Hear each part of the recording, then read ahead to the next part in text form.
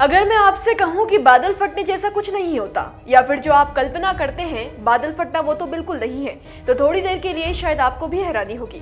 उत्तराखंड के उत्तरकाशी जिले के धराली गांव में बादल फटने के बाद खीरगंगा नदी में सैलाब आ गया, जिसकी चपेट में आकर धराली जैसा खूबसूरत गाँव करीब 34 से 35 सेकंड्स के अंदर पूरा का पूरा तबाह हो गया।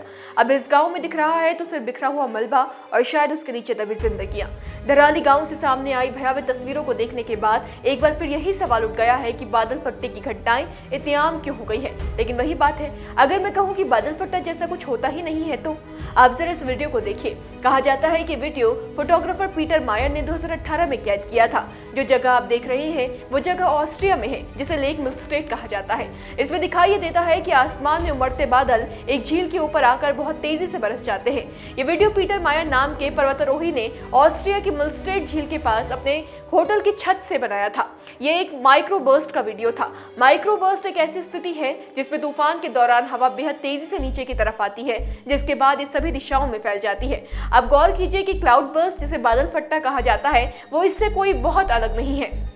जी हाँ, बादल फटने का मतलब ये नहीं होता कि पानी से भरा बादल एक जगह के ऊपर फट गया। बादल फटने का असली मतलब होता है किसी सीमित क्षेत्र में बेहद कम समय के अंदर मूसलाधार बारिश होना। आम भाषा में कहें तो जब किसी छोटे से इलाके में बहुत कम समय में बहुत ज्यादा बारिश होती है तो आमतौर पर इसे ही बादल फटना कहते हैं। हाँ, ऐसी बारिश इतनी तेज होती है जिसे देखकर ऐसा लगता है मानो पानी से भरी हुई एक बहुत बड़ी बाल्टी किसी ने आसमान से धरती पर उड़ेल दी हो, मानो आसमान से कोई झरना फट पड़ा हो। साधारण बारिश और बादल फटने के दौरान होने वाली बारिश में गति का फर्क है। पानी की बूंदें आमतौर पर 10 से 30 किलोमीटर पर आवर की गति से गिरती हैं, लेकिन बादल फटने में तेज धाराएं गिरती हैं जो 50 से 100 किलोमीटर पर आवर तक की पहुंच सकती है। यानी कि एक बहुत कम समय में बहुत अधिक वर्षा होती है तो उसे ही बादल फटना कहा जाता है। IMD के अनुसार अगर किसी क्षेत्र में 1 घंटे के भीतर 10 सेमी यानी 100 मिलीमीटर या उससे ज्यादा बारिश 1 किलोमीटर के दायरे में होती है तो उसे क्लाउड बर्स्ट या बादल फटना माना जाता है। ये आमतौर पर पहाड़ी क्षेत्रों में होता है जहां बादल एक जगह अटक जाते हैं और सारा पानी एक साथ बरस जाता है। इसका नतीजा होता है लैंडस्लाइड, नदियों का उफान, मलबा और जानलेवा तबाही।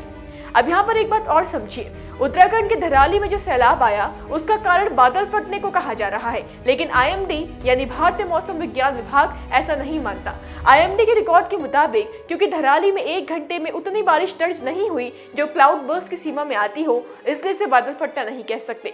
यहाँ 1 घंटे के भीतर 100 मिलीमीटर जितनी बारिश नहीं हुई, बल्कि उत्तरकाशी में 1 घंटे में 30 से 40 मिलीमीटर ही बारिश हुई थी। इसलिए इसे तकनीकी तौर पर low intensity rain induced landslide और मडस्लाइड माना जा रहा है, ना कि क्लाउड बर्स्ट। अब सवाल है कि अगर बादल नहीं फटा तो तबाही इतनी भयानक क्यों हुई। देखिए, मीडिया रिपोर्ट्स के मुताबिक हाल के दिनों में लगातार बारिश के कारण मिट्टी पहले ही कमजोर हो चुकी थी।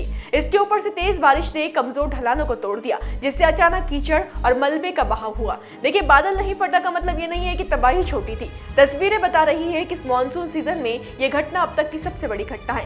ऐसा भयावह मंजर जो रोंगटे खड़े करने वाला है, जिसे देखकर दिल बैठ रहे हैं। कई लोग सवाल करेंगे कि इन हालातों में ये कहना क्यों जरूरी है कि बादल फटा या नहीं, तो समझिए कि अक्सर जब भारी बारिश या प्राकृतिक आपदाएं होती है तो ये जरूरी हो जाता है कि हम जानें कि घटना का कारण क्या है। इससे हमें स्थिति का सही आकलन करने और भविष्य में बेहतर योजनाएं बनाने में मदद मिलती है। खैर, अभी तो यही दुआ कीजिए कि राहत और बचाव की टीमें जो रेस्क्यू में जुटी हुई है मौसम उनका साथ दे। आज के लिए इतना ही, कल फिर हाजिर होंगे। बने रहे देवभूमि इनसाइडर के साथ। देवभूमि इनसाइडर।